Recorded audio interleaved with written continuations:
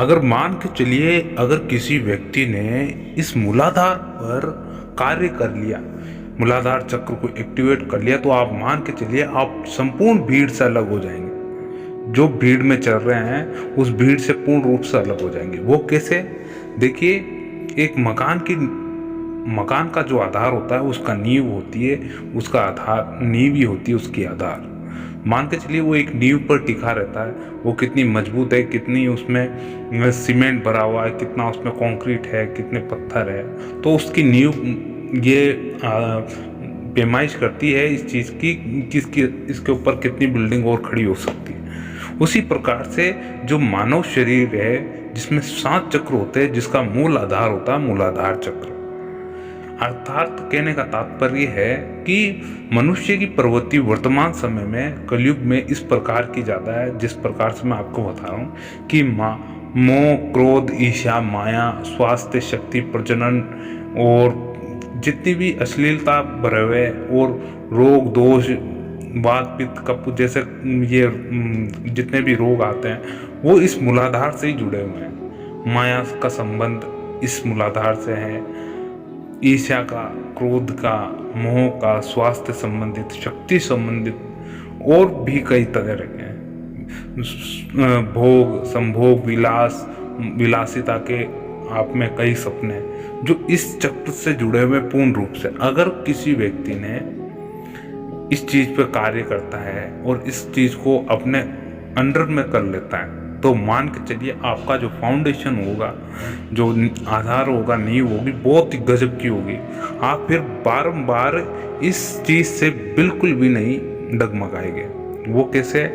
अब देखिए, जो मूलाधार चक्र होता है वो कैसे जागरण होता है और किस प्रकार से इस पर कार्य किया जाए।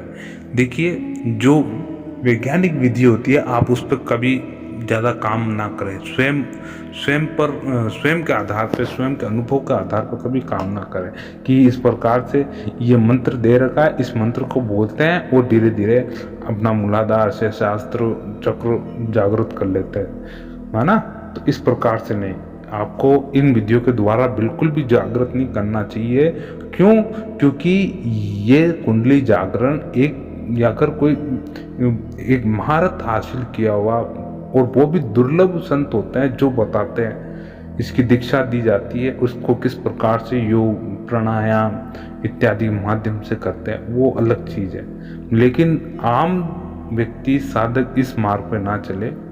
इसका सबसे सरल मार्ग होता है भक्ति, सिर्फ और सिर्फ भक्ति होता है और कोई भी सरल मार्ग नहीं इसके अलावा। आप चाहते हैं कि मेरा ये चक्र जागृत हो और मैं इस जो माया, क्रोध, ईर्ष्या, इस रोग से गुजर रहा हूँ, ये सब समाप्त हो जाए, तो सिर्फ और सिर्फ एक इसका जवाब होता है, वो भक्ति होती है। अब देखिए, भक्ति कैसे हो सकती है? देखिए, अगर ईश्वर की कृपा हो जाए तो आपके अंदर वो शक्ति आ सकती है जो आप किसी और को मिली नहीं है। अब देखिए कि आप में जो प्रभु को देखने की इच्छा है, लालसा है, और प्लस आप इस चीज को एक्टिवेट करना चाहते हैं, वो इस प्रकार से ही होगा कि आपको भक्ति करनी पड़ेगी, प्रभु का नाम स्मरण करना पड़ेगा। और देखिए, नाम स्मरण भी इसलिए कह रहा हूँ कि आपको इसमें किसी प्रकार का रिस्क बिल्कुल नहीं है। कुंडली जागरण जब होती है तो क्या होता है कि इसमें कई प्रकार के रिस्क भी रहते हैं। स्वयं के शरीर को लेकर थोड़ा गंभीर नुकसान होने का रहता है अगर सही मार्गदर्शन, सही दिशा निर्देश अनुसार इस पर कार्य ना किया जाए। और कभी भी ये कामना लेकर कार्य नहीं करना चाहिए कि मुझको कुंडली जागरण करनी है तो मैं इस पर कार्य करूँ। कभी भी ये कार्य आप स्वयं की अनुभव के हिसाब से कभी ना करें। देखिए, जब परमेश्वर की आप कृपा होगी तो आप में जितने भी चक्र होंगे सब अपना आप एक्टिवेट होने लगेंगे। अब इसका उदाहरण मैं आपको बताऊं कि जब देखिए, आप इसका सबसे सरल उदाहरण है कि भक्ति करना है। देखिए, मूलाधार चक्र एक ऐसा चक्र है जो कि आपका सर्वप्रथम चक्र माना गया है कुंडली का। अब अधिकांश बता रहा हूँ, केवल मान के चलिए 70 से 80% लोग ऐसे हैं यहाँ पर इस दुनिया में जो इसी चक्र में उलझकर समाप्त हो जाते हैं, यानी मृत्यु को चले जाते हैं। यानी अधिकांशतः इसलिए कह रहा हूँ क्योंकि लोग क्रोध में हैं, माया में फंसे हुए, ईर्ष्या से भरे हुए, अहंकार से भरे हुए, रोग है उनके शरीर में, शक्ति अर्जित नहीं कर पा रहे, प्रजनन से जुड़ी हुई हर हरकतें वे जानते हैं, सब चीज़ें, ऐसी चीज़ों में वे इस चक्र में घूमे जा रहे, फंसे जा रहे। इसलिए इस चक्र से बाहर निकलना, आपको मूलाधार को एक्टिवेट करें, उसको बाहर ऊपर की ओर उसकी दिशा करके और आगे की ओर बढ़ जाए।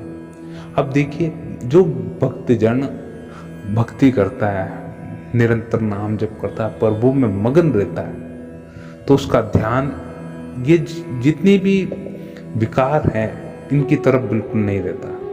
धीरे धीरे प्रभु की इतनी असीम कृपा होती है, वे अपना आप एक्टिवेट होता है। अब देखिए, एक चीज़ मैं आपको बता देता हूँ, जो ये कुंडली जागरण का प्रोसेस है, अगर आपके चक्र एक्टिवेट भी हो जाएंगे ना, तो आपको बिल्कुल पता नहीं चलेगा कि मेरे अंदर ये चक्र एक्टिवेट हो गया है, ये हो गया है।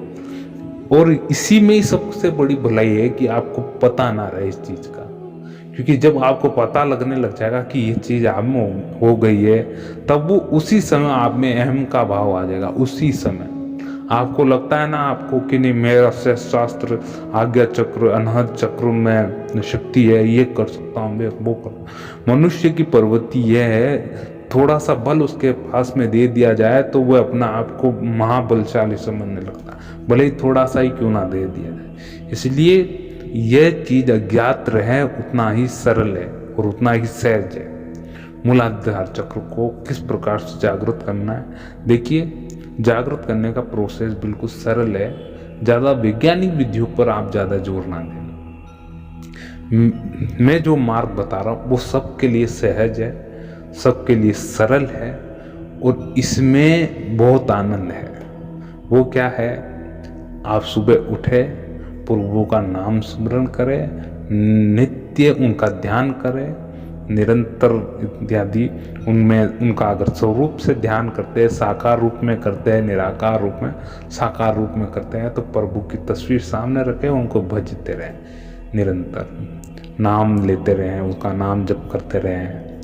ये प्रोसेस बिल्कुल सही है। निराकार रूप में करते हैं तो दीपक तो आपको देखिए, आप साकार में करेंगे, निराकार में करेंगे तो भी दीपक रखना ही पड़ेगा।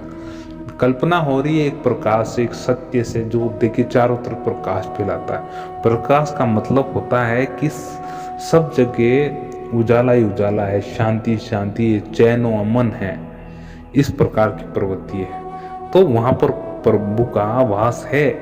तो आपको यही करना है, निरंतरता से भक्ति मार्ग पर चलते रहना पड़ेगा। अब वो धीरे धीरे क्या होगा कि आपके अंदर ये चक्र जागरण होने लगेंगे, क्योंकि आप सोचने लगेंगे, नहीं, मेरे में किसी चीज़ पर अब मुझको ऐसा एहसास नहीं रहा कि ये चीज़ मेरे लिए उपयोगी है, ये चीज़ मुझे चाहिए। मोह का अभाव हो जाएगा, मोह पूर्ण रूप से अभाव हो जाएगा। क्रोध है, क्रोध का अभाव हो जाएगा। ईर्ष्या पूर्ण रूप से खत्म हो चुकी होगी।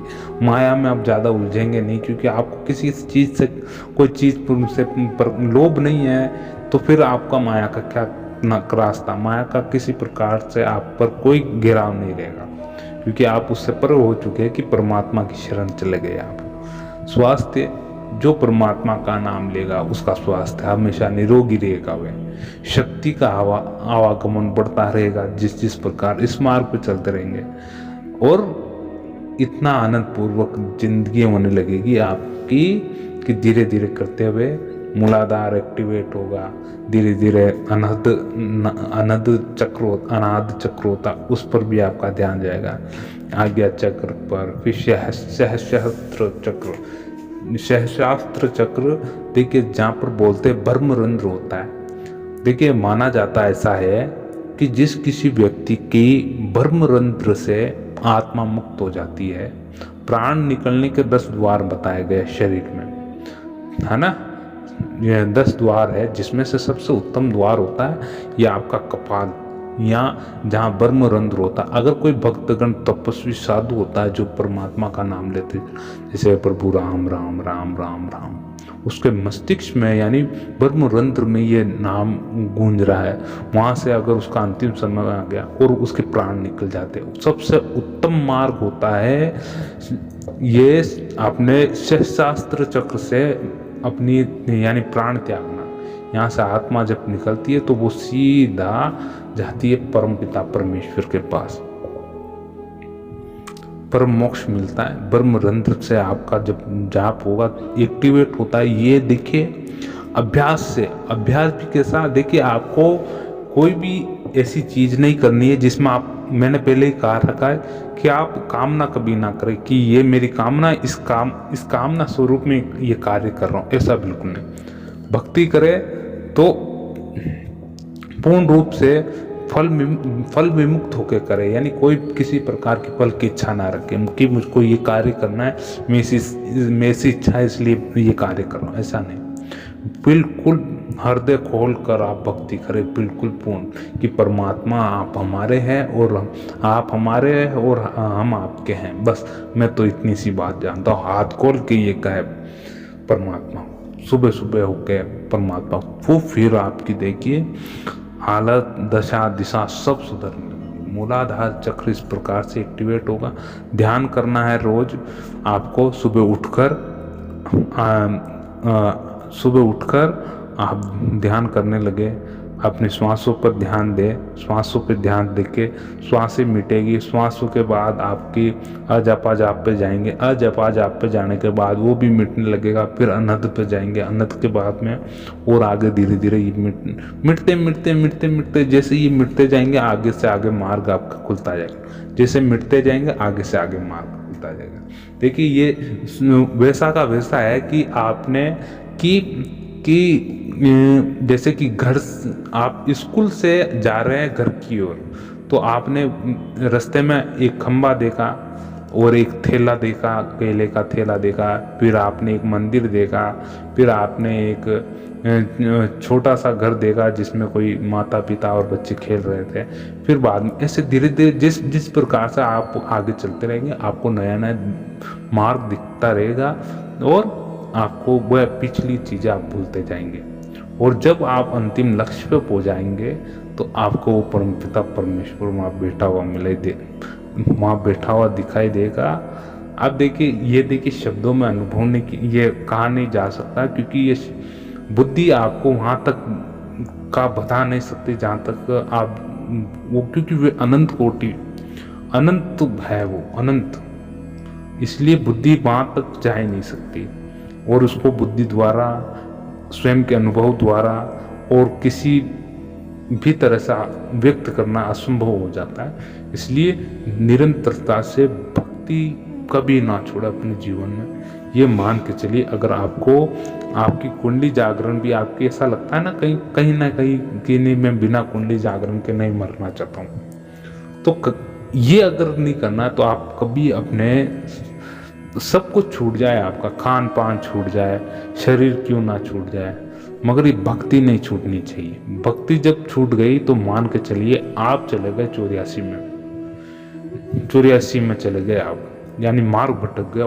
फिर आएगा आप पता नहीं किस युग में वापस आओगे, कोई अता ना कोई पता उस चीज का।